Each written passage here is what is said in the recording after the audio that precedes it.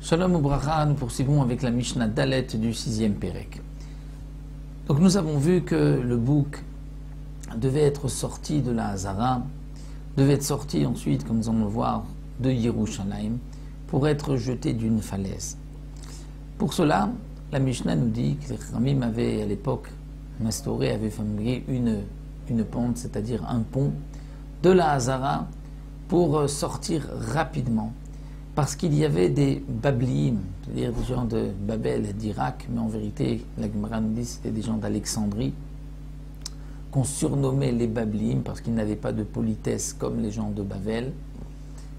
Et ces gens d'Alexandrie avaient l'habitude d'agresser le Kohen qui prenait ce sir à Mishtaler, il lui tirait les cheveux et il lui disait dépêche-toi de prendre ce bouc et de le jeter afin que l'on puisse être pardonné de nos fautes. Donc pour cela, avec Kevesh Asulo, on lui avait fait un Kevesh, c'est-à-dire comme un pont. Ainsi, il pouvait sortir de la Hazara et en dehors de la ville. Mipnei Bablim, à cause des Babliim, donc des gens d'Alexandrie qui étaient surnommés comme les gens de Babel, Metalchim bis Haro, qui l'agressait et qui lui tirait les cheveux. Vomoglu lui disait Tol Vetse, prends, Tol Vetse, et sors rapidement, enlève nos fautes. Miyakire Yerushalem, les gens importants de Jérusalem, Ayum Lavi Moto, il l'accompagnait à Tsuka Rishona jusqu'à la première Souka, c'est-à-dire, comme la Mishnah nous dit, Eser Sukkot, il y avait 10 cabanes de Yerushalayim vers Atsuk jusqu'à l'endroit où il jetait.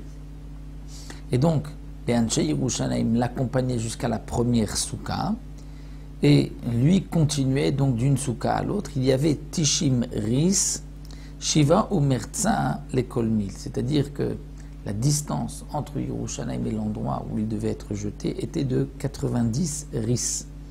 Qu'est-ce que c'est 90 ris? C'est-à-dire que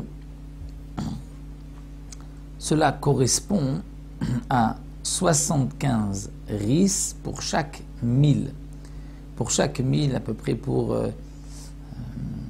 1 kilomètre, 2000 amot, 5000. Et donc, s'il y avait 90 ris, c'est qu'en vérité, il y avait 12 000. Et puisqu'il y avait 12 000, donc on faisait 10 soukot afin de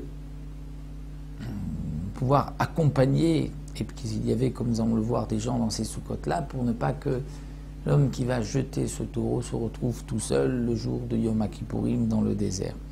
Donc la Mishnah va nous expliquer par la suite exactement qu'est-ce qu'il se passait dans ces soukot. Donc on l'accompagnait d'abord à la première souka, et jusqu'à cette première souka, puisque il y avait dans la première souka, il y avait déjà des gens qui avant Yom Kippourim passaient tout le Yom Kippur, donc se rendaient dans la souka pour passer tout le Yom Kippour là-bas pour pouvoir accompagner le Kohen qui jetait ce bouc-là. Donc pour l'instant, nous avons vu donc, que les hommes importants de Yerushalayim l'accompagnaient jusqu'à la première souka, et ensuite nous verrons que les autres poursuivront de l'accompagner. Bien sûr, ils ne pouvaient pas se déplacer au-delà d'une souka, puisque chaque souka était placée à 1000, et le troum de Shabbat, Yom Kippourim, on ne peut pas dépasser 2000 amas, donc 1000 de la ville, donc comme nous le verrons dans la 5e Mishnah.